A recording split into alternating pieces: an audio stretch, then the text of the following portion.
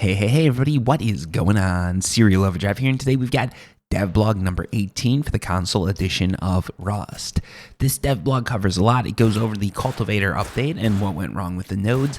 It goes over Horsepocalypse and some exciting new seasonal events that we can expect to see come Halloween and Christmas.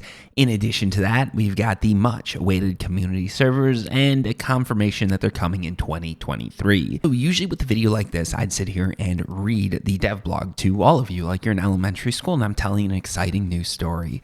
But I'm not going to do that this time. We're going to be moving up to middle and high school. I'm going to be giving you a summary and hoping that you can draw some really amazing conclusions from it. So let me know down below what you've come up with that is amazing. And also, if you like the fact that I'm trying to make this video faster and more informative, hit the like button and subscribe, because if you do both those things, I'm way more likely to do this in the future. So the first thing covered in this devblog is a Cultivator retrospective. So this is going over how the Cultivator update worked, what went wrong, and what went right. So first off, they say that overall Cultivator did draw in a lot of new people, and it did improve the performance on the PlayStation 4 and Xbox One.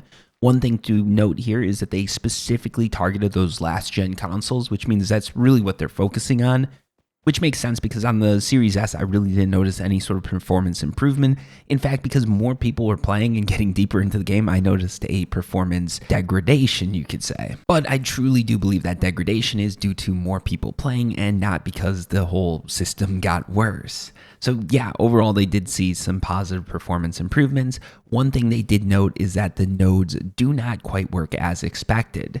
They spawn closer to cliffs now, which is something that they wanted to make nodes do, but they're spawning in a different pattern than the Steam version has. So with this next update coming on June 29th, they're hoping to make the node spawn pattern a little bit more similar to what we have on the PC. After this section, we get into the Horsepocalypse, which is what a lot of you probably tuned in for. So the Horsepocalypse is coming to the public test branch in late July.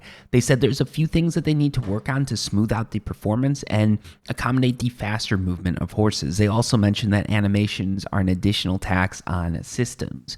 So what they're trying to say here is that it's going to be a little bit harder with rendering because things have to render a lot faster. So I guess this is probably causing some issues for last generation consoles, and that's why there's been a delay in the release of the Horsepocalypse update to the public test branch.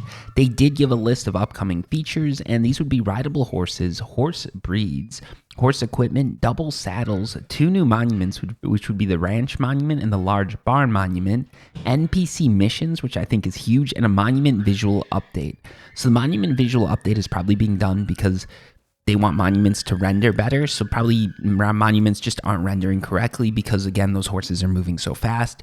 So this is probably an update to sort of pre-render, do something with these monuments so it just looks a little bit smoother when you're rendering them in a distance. Next up, they talk about a new skin pack that they're dropping on June 29th, which would be their first legendary skin pack. So I guess that means they're going to be charging more money for it. So it's called the Necronomic Arsenal. So these would be some of those leaked skins. I think they look pretty cool, but in my opinion, they're a little bit, from what I can see, they look a little too drab. But what do you guys think? And next up, they have some exciting updates. And I don't know how exciting this would be, but it sounds like they basically couldn't come up with a title. So they just said exciting updates await. But here's what we've got. So there's going to be new Halloween and Christmas events. They're going to be more like the Steam events. This is good because Steam events are pretty awesome. Like the Rust Steam events are pretty awesome. So I'm glad to see that. They also said that community servers are going to be coming and that in November, there's going to be a huge quality of life and performance update. So from this, if we sort of piece together the things, what this probably means is that huge performance and quality of life update is going to make it possible for community servers, which means we can probably expect them to come sort of like November, December, maybe a pre-release in October, but we're just going to have to wait and see. And that's it for the Rust console devlog number 18.